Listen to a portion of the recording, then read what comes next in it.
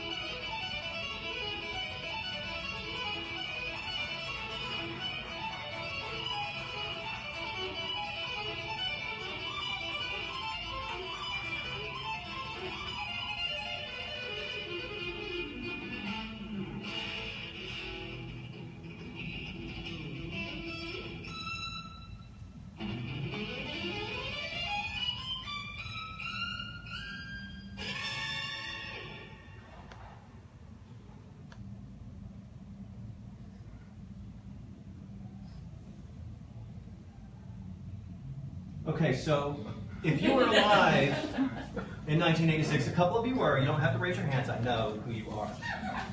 If you were alive then, you're probably thinking that was not the most influential video of 1986. That was a scene from a movie, Crossroads, and this is a duel. This is a Devil's guitarist. His name is Steve Vai, and then Ralph Macchio was the other guy faking it, trying to, you know. But what happened is it caused this. A mullet. That's what happened. But it also inspired me to start playing guitar. I started out and I realized just exactly how hard that was that happened. So I started out playing guitar. Within a year, I was playing guitar 6 hours a day. I was committed. The next year was my junior year in high school, and they had this thing called community co-op where you can like get out of school half a day. Sounds great, right? Already.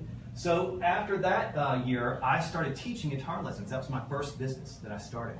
I grossed $36,000 that year in '87. So it inspired me to do something later. What's interesting about that video, by the way, if you don't know, it's got the guy with long hair and he's the one who actually played the part that beat himself. So that's true. So video is powerful. Because it can inspire and it can push people past where they are now and get them to do things that they normally wouldn't do. Sitting at home in a room for 6 hours playing guitar, I never would have thought of that until seeing something as inspirational as that. So that's what happened to me. So we're going to talk about why video is so powerful and so important. And when you get into things like marketing and advertising, you guys ever heard these terms, marketing and advertising? You know the difference, right? Branding, all those things. Video does something that a lot of those don't. So YouTube is the world's second largest search engine. I told you that, right? Over 300 hours of video are uploaded on YouTube every minute. It's a staggering statistic for creators. YouTube reaches more 18 to 49-year-olds than any network, cable or what's the other one? Broadcast. YouTube is the third most visited site after Google and Facebook, and that's just Google, right? Facebook, the second most visited website, has 100 million hours of video watched every day. Facebook video has 8 billion daily views. And Facebook Live videos are watched 3 times longer than regular videos. And I don't know if you've heard about it, but Facebook has a new algorithm even now. It's just launched a week or two ago. And what they're counting more, because they're trying to build community over what they were trying to do before with marketing, instead of likes and shares, they want interaction. So the more comments you get on a video for Facebook, the more they're going to rank it higher. So that's why Facebook Live videos are so great, because people will get on there and they'll talk and they'll interact. So just a couple more things. I could talk about the why of video for a long, long time, and nobody wants to hear that. I don't even want to hear it myself. But video marketing creates a stronger engagement. It also increases trust between you and your customer or client. 64% of consumers purchase after watching a branded social video, that kind of content, as opposed to just a graphic or just text. Using the word video in an email, this is great. Just putting video in the email of a subject line has an open rate up by 19%. It doesn't even have to have a video in it. If it just has it in the subject line, it gets open more often. Almost 50% of internet users look at videos for a product before they buy it. And marketers who use video grow the revenue 49% faster than people who don't use video. And one last thing, social video, and this is staggering, generates 1,200% more shares than text or graphics. Come on in, grab a seat. So that's just really pointed to all the things about why video is important. It just can't be stated enough. If you're not making videos right now, you're losing business. Just being stagnant because you're not taking advantage of it. So that's the why part. Now we're going to talk about what, and we're going to talk about what makes a good video for your business. And there are lots of ways you can do this. A lot of you may be talking back to yourself right now and saying, I get it, it's important, but I don't have the money to invest in a camera or a studio or anything. I wish I had my phone on me, but I don't. Your iPhone or smartphone is a video studio. And it's better than almost every camera that was produced 10 years ago. So it can happen, you can do it. And almost everybody has one with you. So at the end, we're going to talk about some things you can do with that. But right now, we're going to talk about what makes a great video. So here's a couple of quotes that I love. Great marketing videos engage 2 parts of your brains in the right order, and it's very specific. When we talk about video,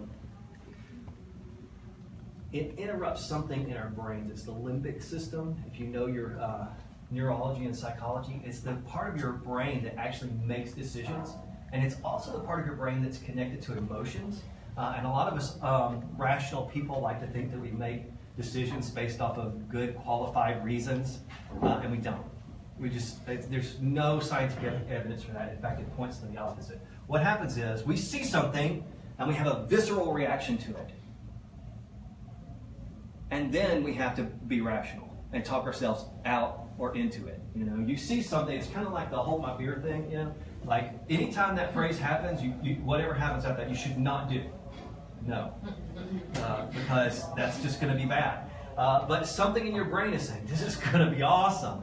And about 1 in 1,000 times it is, but most of the time you probably just shouldn't. You should wave off of that, hard pass. Okay, so ordering that experience means constructing a reality. So let me tell you about this, okay? So you watch a video, right? Now let's say your washing machine breaks, and you think, well, I can fix this myself. You get on YouTube. He's chuckling already. He's like, bad idea. You get on YouTube, and you start looking for ways to fix your washing machine, all right? So you type in, how do I fix my washing machine? And all these thumbnails show up, right? And now you have to decide which one to pick.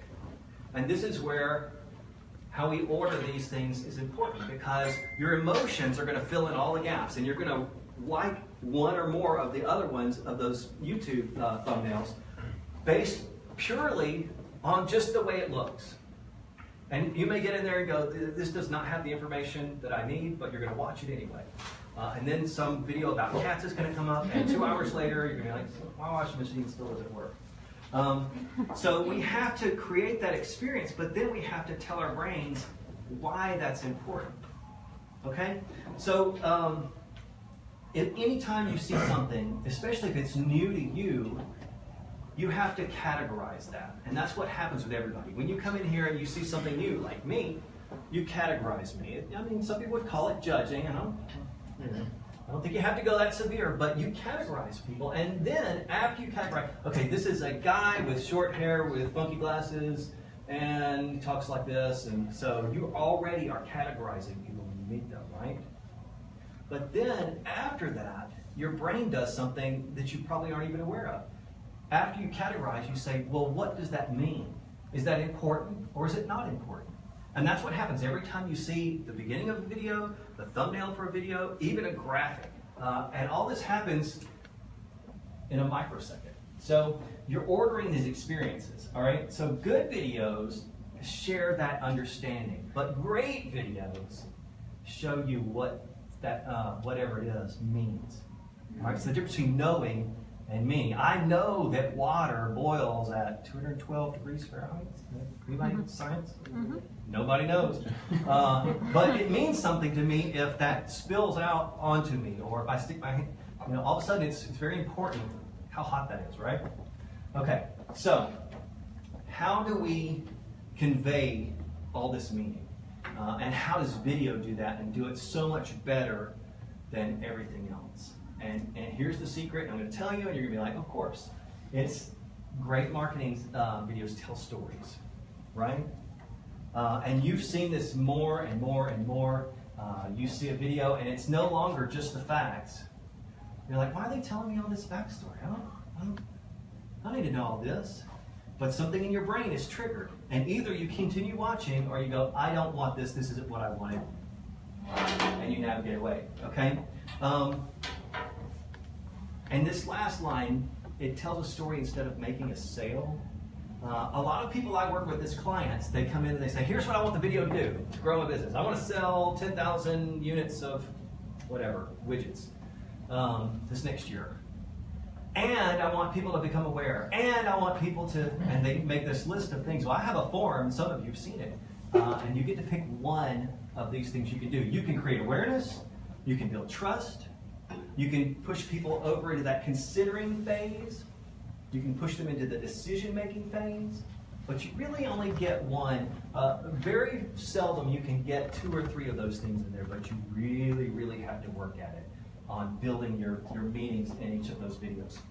So here's what happens when you tell a video. And this is a formula, and once I tell you this formula, you're going to watch the videos and commercials that you're going to go, there it is. This is the formula that almost all video studios are doing, and it's well documented about how to tell a story that gets a reaction. So you start with a character. Pixar is the first people that did this, by the way. Pixar teaches a storytelling school. And IDEO, if you know who that is, they do that as well. It's one of these great things that you can pick up. So you introduce the character. The first thing you need to do is identify with somebody, all right? And then you get right to the conflict. Now this needs to happen probably in the first 15 seconds of your video. So it's a really short time span, unless you're watching a video and everybody's expecting it to be 2 hours like a movie, all right? So then you provide a solution, but it's not the right one, and you reject it, all right? Now this is the new part of it. You get right to that conflict. My washing machine is broke. What will I do? I'll call the guy, you know, with the tools that can pull up in the white van that doesn't have a bag of candy. And so they provide the solution, but the guy is late or he doesn't have the right part, right? You probably are thinking of some videos right now that are just like this. And it's not the right one. And then they say, you should have called whoever and provide the real solution. And that's what they do. That's what almost every marketing video does right now, is they introduce a character and they introduce the conflict, and you go, oh no, well I don't even own a washing machine, but you know, one day I will, and I need to know this. And so, you know, that's what they do. And so they get right to that. So I want to show you a video that does this as an example, okay? Pay really close attention to all the details going on, okay? When I was 12 in 2013, a flyer came to our doorstep asking for donations for the blind. And for a moment, I closed my eyes and I wondered, what would I do if I was blind? And I thought about all the things that I would miss, like my friends' faces, a football game, reading a book. I asked my parents, essentially, how do blind people read? They were quite busy at the time, so they said go Google it. And that's where I found out all about Braille printers. You know, the normal cost for a printer is $2,000. It just got me thinking there had to be a better option. That's what inspired me to try and build a new one. All right, so I'm going to stop it right there. Did you relate to the guy in the video? What were the 2 instruments that were playing in the music? There's piano. You might think of the other one? Violin. Huh? Violin. It's kind of a synthesized violin, yeah, so it's pretty close. What do you think's the mood of this? Somber, right? Yeah. This is a serious video. We're talking about blind people and helping them, right? It's an important thing. All of that was conveyed with the music, the lighting. Look how dark the whole video was, right? It wasn't lit well, but it was kind of natural lighting. It wouldn't be like a video you shown in here where you have all these lightings, or a lot of other videos. So every element of this, even the fact that he never looks at the camera, all of that plays into how this hacks your limbic system and gets you to pay attention. In the face of that. Right, well, and you kind of feel like he's reading it to you because of his pace. He's like, I wrote this out and I'm reading it a little bit robotic, But all of that hooks you. And you know, especially if you know someone who's blind, or if you've ever thought about any of that, you know, it just kind of, it draws you in. I kind of want to watch this like 3 times and let you guys, you know, get the vibe for it every time. We're not going to do that because I have one thing to tell you about stories, and it's true about every story that you'll ever hear. And it's something that you can't stop. When you tell a story, if I'm telling you a story right now, every one of you will orient yourself within the story. You think, am I like this? Do I know people like this? And you can control that orientation through the way you create the video. So all of these videos are shot with him facing away, but they're slightly below him, making him the dominant character in the video because he's just a little bit above us. You ever heard the phrases like, you're looking down on someone? Or I look up to them? It makes this person admirable just because of the perspective of the camera. It's crazy how many things people do with your brain and you don't even pick up on it. So that's all of that, but there's one last thing about the formula that I didn't tell you about, and it's this. It's leave it unfinished. You guys ever heard of a composer named Mozart? You know who Mozart is? Well, Mozart was a child prodigy, and his father pushed him really hard to learn all these instruments. And he was a child, like all of us have been before, and so many times his father would go in and try to wake him up to get him to go to his lessons, and he wouldn't wake up. And so he would go over to the piano, and he would hit the first 7 notes of the major scale. Da, da, da, da, da, da. And he wouldn't finish it. And it would drive him crazy. And he'd have to get up and resolve it, give that resolution. So if you can make a video that doesn't resolve, if you resolve it, you're like, oh, phew, glad that's over with. You know, if you don't resolve the video, there's tension left.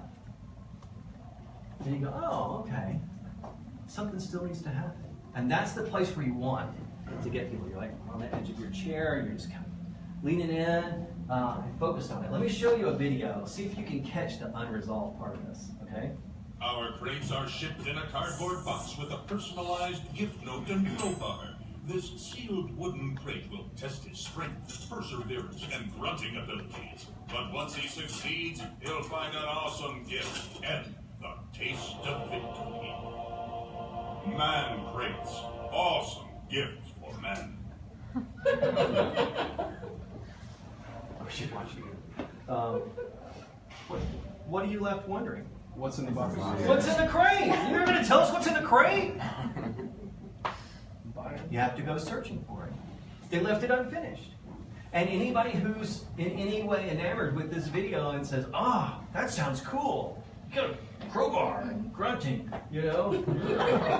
I feel manly already, you know. I mean, they're playing off all these stereotypes, you know, the flannel and the hard down lighting, and he's, you know, at one point he's standing on the crate while prying on it. You know, he's like, guys are stupid sometimes.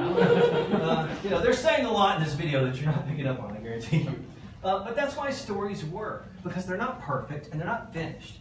If you finish one out too soon or too quickly, it doesn't feel real. It feels contrived and fake.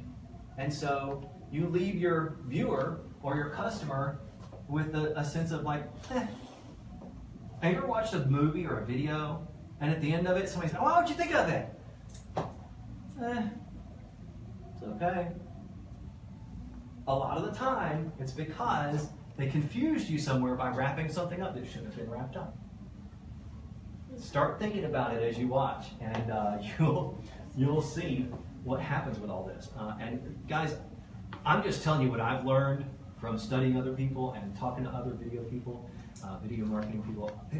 You would not believe how strongly people go after your brain to try to manipulate your brain without you knowing it. I mean, it's like an illusionist, the pickpocket guy who comes up and he's talking to you and he's like, well, let's see, and he's already got your wallet and your watch and everything, and probably your social security number.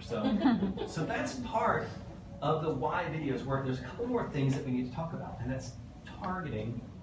Targeting means that you're just really trying to be efficient with your energy. I tell people, give me as many darts as I need and a dartboard, and eventually I'll hit the dartboard dead center, right? I'll just keep throwing until I get the bullseye. How many of you have extra time and extra energy and extra money to throw at a project, right? So targeting helps you be more efficient, right? It says, okay, I'm really going after this person who is like this, who is like this, who likes these things, who's already searching for this, right?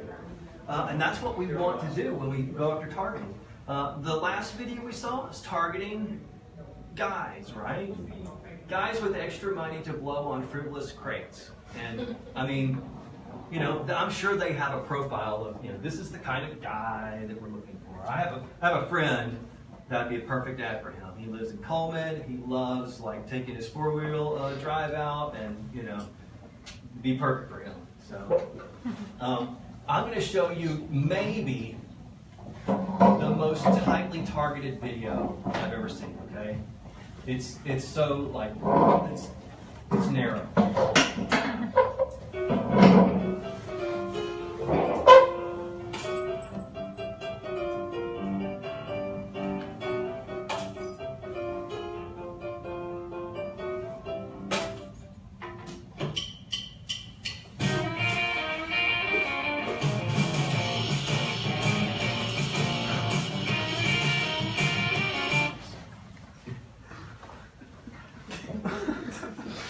What's the target? Hunters. Lazy people. Lazy people. Rednecks who can't hold their beer while they're grilling. I don't know, man. I don't know the guy who would buy that. But somebody would. They would. You know, it's like, you know what? But here's the thing about targeting. You think that's who they're targeting, right? It's not who they're targeting. Who are they targeting? Women who will buy that for the guy, because no guy's going to go and like, oh, well, I need a place to put my beer. They're going to change. You know, while they're grilling, they're going to be out there and his wife, honey, why don't you wear that hoodie up on? You know, I mean, I hate to say it, but it kind of is, and you got it right when you were like. So that's like so hyper targeted. So in targeting, what we want to do is we want to create this overlap. So there's you, that's your business, and then there's your audience. And the more you can get that overlap to happen, the bigger your target is. But if you get too big in your targeting, then your message becomes confused. So you really have to make sure that your targeting is safe. It's very, very, very hard these days to get a targeted market audience for Netflix. It's very hard because they're making all these shows and there's so many of them. How do you get somebody to really engage in it? There's too many to pick from, right? Mm-hmm. So what's the show that everybody should be watching right now on Netflix? Anybody? What do you think? Right? Now, when I was growing up, some of you were growing up, there were 4 channels, right? And everybody was watching, I don't know, Cosby Show. That was one of them that was big for a long time. There were a lot of shows that everybody really focused down on. And that was easy because there's only so many choices. The more choices, the harder targeting gets. So if you're in a high competition market right now, targeting is harder and even more important for everything you do because you have limited funds and limited energies. If you're in a startup especially or a small business, you have to work on targeting. You have to, or you will be wasting a lot of money and a lot of energy. Okay? And what that does is it just maximizes your effort. Let me say, we're going for people in this zip code with this shopping preference.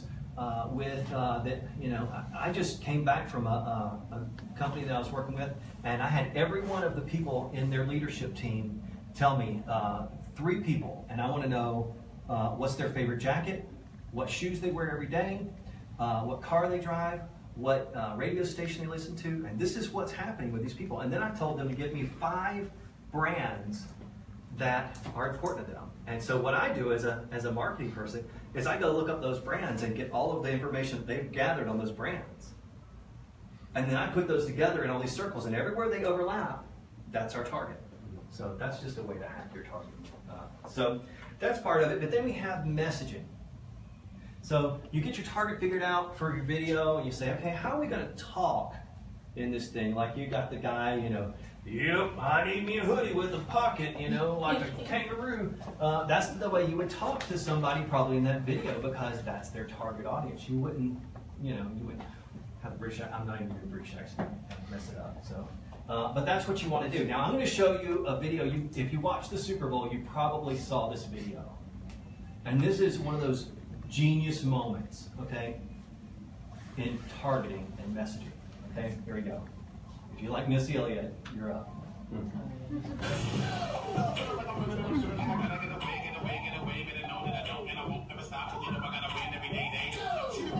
Busta Rhymes.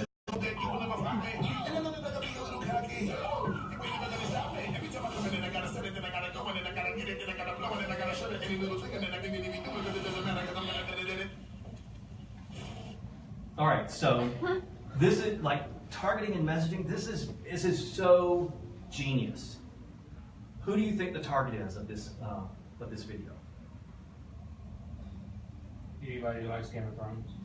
Game of Thrones, which is like everybody, you know.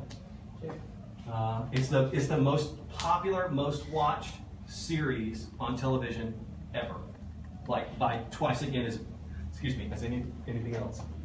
But what about Busta Rhymes? Hip hop. Hip hop, right? So this is a mashup of two targets, and does anybody know what the product is? Doritos, right? And you didn't even really see what it was. If I played the whole thing, you'd see the beginning. He does this, and he puts a Dorito in his mouth, and then he starts rapping, and then at the end they have a product come up. But this is brilliant. This is amazing. And then you talk about messaging. What language is he speaking? He's speaking the language of R&B hip hop, right? But then this looks like it could be a set out of, you know, some spoof of Game of Thrones, and it's the guy from Game of Thrones, Peter Dinklage. I kind of want to show you the other one, Morgan Freeman, because I liked it better. And that was the Missy Elliott one with Get Your Freak On, if you know what that is. I'm not saying. Okay. All right, so you have targeting and messaging about what you're doing with your video.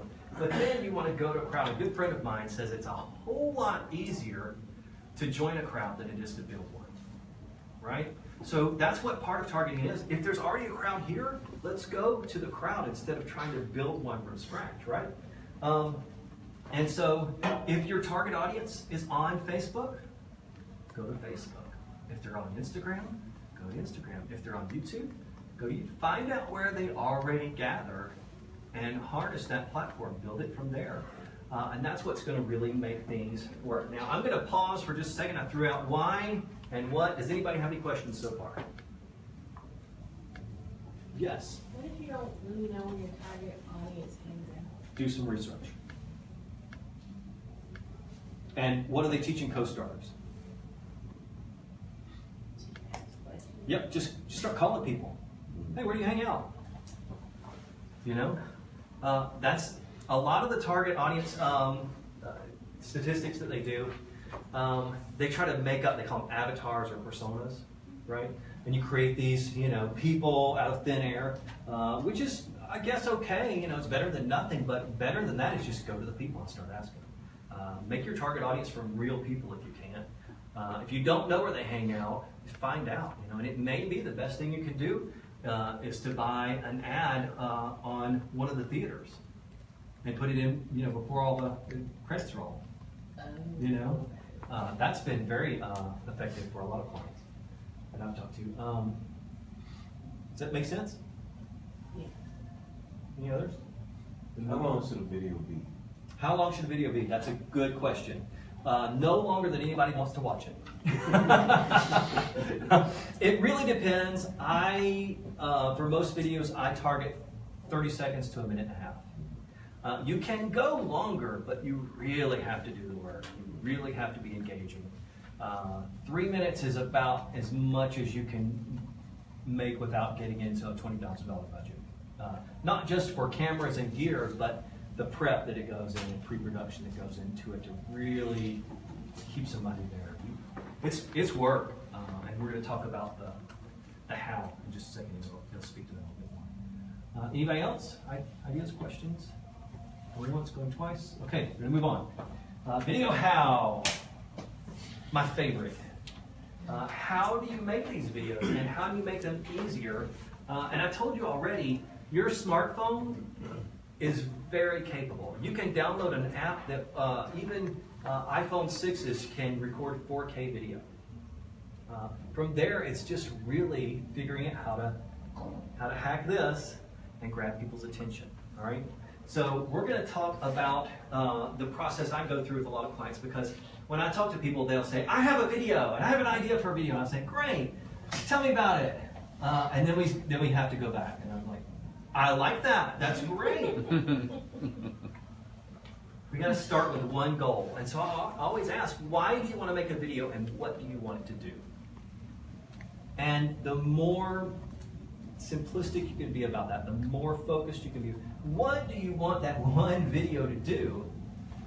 The easier it's going to be for the rest of the time. If you can say, all I want this video to do is to be able to get out there and bring awareness to my brand, to my company, to my product. If you can do that, that's great. And that's a different kind of video than one that's trying to convince somebody to buy the product, right? Or to educate them about something that's really important about a video. So they can build trust, they can change a potential buyer to an actual buyer. There's all kinds of things. I want to show you this one video, and it's one of them that has one sole purpose. All right, here we go.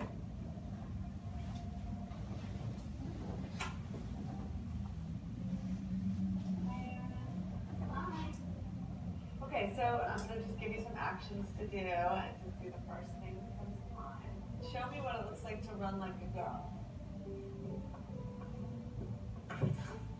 Here.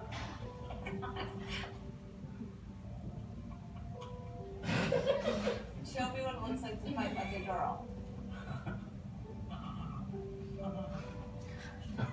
Now throw like a girl. Aww. My name is Dakota, and I'm 10 years old. Show me what it looks like to run like a girl. Throw like a girl. Fight like a girl. What does it mean to you when I say run like a girl? It means run fast as you can. So what's the one goal of this video? Empower women. Yeah? Knock down stereotypes. Yeah. Well, all they're doing is challenging this one phrase. This one phrase is supposed to be a cut down, and it's not. And it's only a phrase that's learned as a cut down later in life. Right? Now, how many of you are paying attention to the music? We gotta watch it. Something happens to the music. It shifts. And it shifts right when the little girls come in. I'm gonna go back, I'm gonna watch this again. No music. Hi. Okay, so I'm going to just give you some actions to do, and just do the first thing that comes to mind. Show me what it looks like to run like a girl. Here.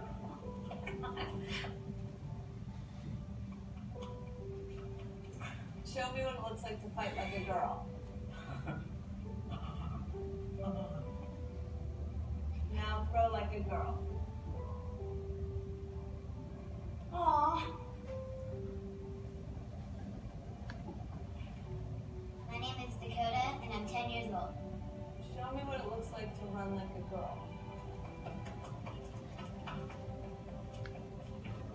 Throw like a girl. Fight like a girl. What does it mean to you when I say run like a... Did you see how the music built? And it started with no music, and then just one note, and then when it shifted to the girls, and did you also notice something else? Okay, so it starts out, and it's got the girl with the jeans, and the camera's really far away, right? So there's distance. By the time it gets to the girls, It's like, you see how people are hacking your brains all the time? You don't even notice. Don't even notice. But writing a script is what does that. It says, I want this shot, and I want to use this shot to bring closeness, you know? I mean, you ever heard with the people are the close talkers, you know, it's like they're talking to you and they're like, hey, we're not there yet, buddy, you know, back up. That intimacy is something that people use. So when you write the script, you go, okay, here's what I'm trying to do. We're going to write a good script. And the script is going to tell this story. It's going to engage people right at the beginning. It's going to move all these things. And you can do all of this with your smartphone, right? I'll tell you this for free. The biggest impact on every video that you have, and I've worked with $50,000, $100,000 cameras, the biggest impact you can have on a video is lighting. Give me a you know, movie production camera and bad lighting, or a smartphone with good lighting, and I will choose the smartphone every single time. Like, all right, so then we create a hook. So we know what we're trying to do. We know what we're trying to say. Here's the focus of it. Here's what we want people to do. And you've got to hook people in the first 5 seconds. There's the answer to your question. How long should a video be? Doesn't matter if you don't hook them in the first 5 seconds. You can take 10, but you really need 5. So I'm going to show you an example. All right? I love the examples. Hey, check this out. It's fake. Dave here with Saddleback Leather. And I noticed a lot of people now use bags. And I thought maybe they could use a little help in case they're missing some of the parts. So I want to show you how to knock off one of my bags well. So what's he doing? He's acknowledging people are trying to copy my bags, and he's going to show you how to copy one better. And all he's pointing to is how inferior the other people who are knocking him off are to his original bag. And you see how much heat he had in that, like, yeah, stealing from him, right? So you got to make every second count. And this goes back to the you know, how long can it be? 30 seconds if that's the only time you can engage people and keep them watching. 45 seconds. I've had videos 15 seconds. I've seen videos that were longer and I stopped watching at 15 seconds. And you guys know this already, right? I'm not teaching you anything new. You just have to make every single second count. Make sure everything is super intentional, which is why the script is so important. And then you have to let people know what to do at the end. So the beginning is hard, but the last 5 seconds is the hardest part of your video. It's the hardest thing because you don't want to gather everybody's attention and then just let it drift away, right? Not if you're really trying to grow your business through video. So I want to revisit this video with the guy with the hoodie thing, you know, with the pocket, because here's how they end that video.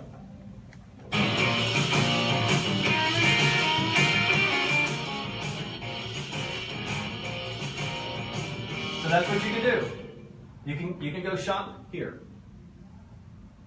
And if this played at certain times of the year, on the right channels, the right places, they're going to make some money. They're going to make a lot of money. You remember the what was the thing where there's a blanket that you crawl in? What'd you call that? Snuggie. You remember that? But somebody bought one for you, didn't they? Or you got one at a Wild Elephant party, or you know, the Dirty Santa party, or whatever, right? Yeah, I got one. Snuggie. Right? But you wouldn't have bought one for yourself. If you did, it's okay. No. I'm not, you know, disparaging you. So you have to let them know what they can do in response. Okay. Now, here's my big encouragement for you guys: don't let technology stop you. Don't let not knowing how to write a script. You don't have to get in there and, you know, it was a cold week in the future. You know, you don't have to do that with a script. Just get a plan and figure out the pace and the flow of your video. Get some people together and kind of talk through your videos.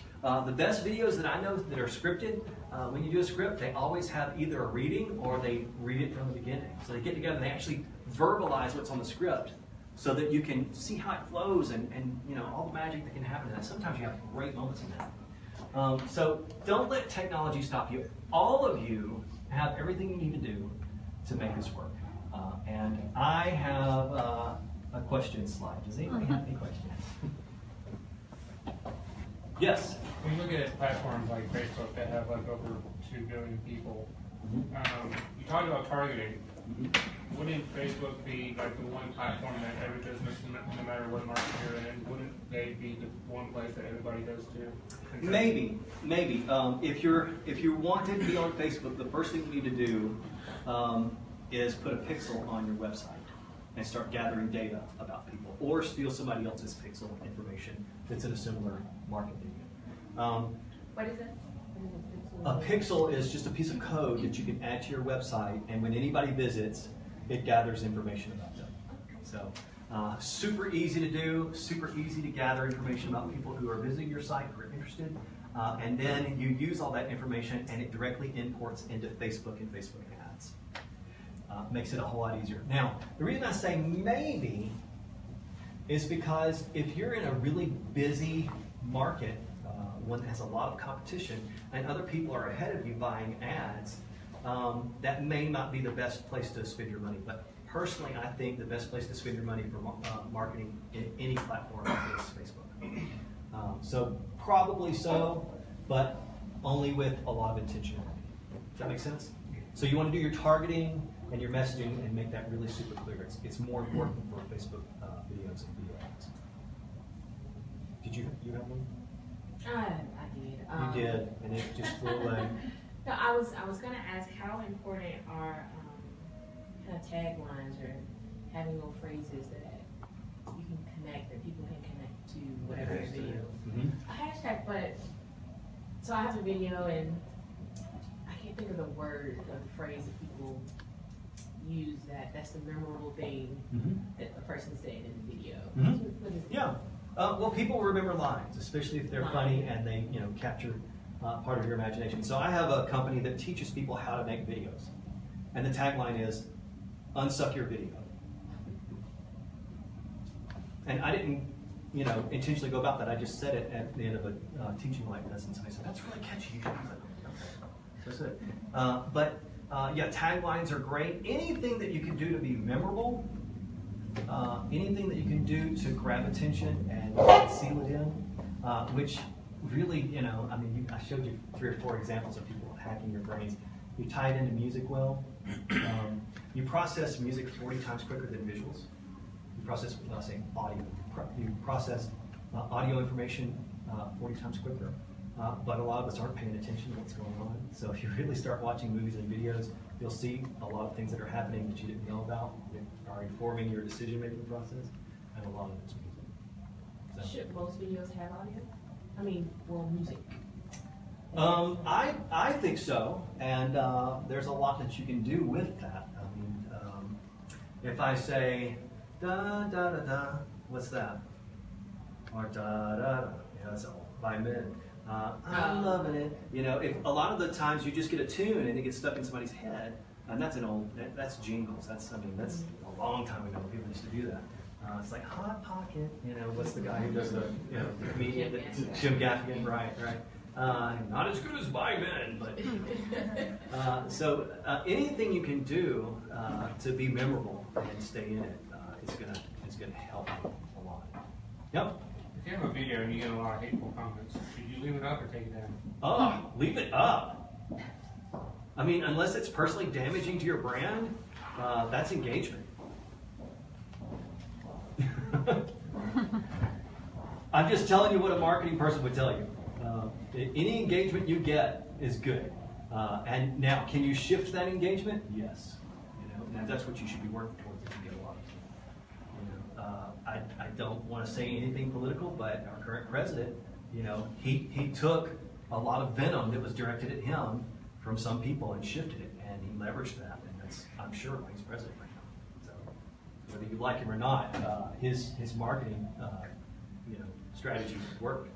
So, yep. So what we can do everything with our phone as far as camera wise, but what about editing? Is there like on the cheap free software Okay, you use? so And where can we learn like some editing techniques that have no training on? Yeah. So here's what I would do if I were you, and you can write this down. Get Filmic Pro. It's an app. It allows you to control all of the things that you would on a DSLR or cinematic camera. Shutters, speed, things like that, ISO. And then if you're going to edit on your phone or smart device, an app called Filmora Go. It's by a company called Wondershare. It's free. It has filters kind of like Instagram to kind of make your videos look a little bit, higher production. And those are my two favorite tools for teaching groups how to do that. What about some training for editing? Like I've seen Skillshare. Yes, you can do Skillshare. A lot of it you can get on YouTube. Right. Just get on YouTube and see how to edit video. And then you'll start watching videos from a different perspective, and you'll see things that that you never noticed. I'm a firm believer. I work with a lot of teenagers, and I'm a firm believer. You can learn anything you need to, and you can hack the system and get in there. All you have to do is be willing to learn. So, any other questions? Guys, I'm so glad that you've been here. I have a sign-up sheet for 2 workshops that I do. If you're interested, if this was helpful to you, I'm going to put them right here if that's okay. One is what I call visual storytelling, and it started when I was working with a nonprofit that did a special needs camp, and they had 300 special needs kids in this camp, and nobody ever could understand all the beautiful moments that happened in it. So they brought me in. I trained 13 teenagers to go out in pairs, and one did in 3, with cameras, and I taught them how to capture those moments. So that's where it started. It'll help you kind of know about how to compose a shot, how to frame it, how to get the perspective right, all those kinds of things. That's the visual storytelling workshop. I have another one that talks about video production. I teach people how to do all the stuff on the smartphone, how to edit. If you have a DSLR, you can do that. So if you're interested in either of those, I just keep signing up until I get a workshop full, and then I say, hey, we're going to do a workshop. Here's the date, here's the time. There it is. I also have some cards here that I'll put out in case you want to follow up with me and ask questions about any of this. I like talking to people. Don't feel like you're invasive if you say, hey, can I ask you a question? I like that. So I'm going to put a stack of cards there. Thank you guys so much for being here. I really appreciate your attention, and I hope this helps you grow